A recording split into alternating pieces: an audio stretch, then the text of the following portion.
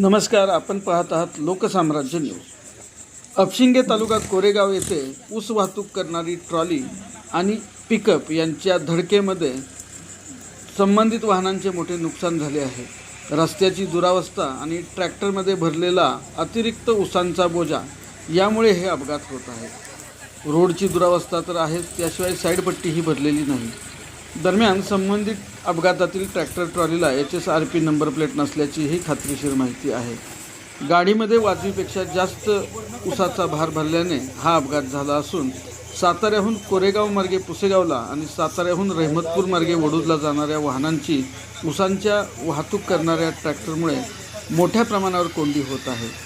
वाहतूक ठप्प राहत आहे. त्यातच अशा लहान मोठे अपघातही होत आहेत. या अपघातात कोणीही जखमी झाले नसले तरी वाहनांचे मोठे नुकसान झाले असून रस्ता वाहतूक ठप्प झाली.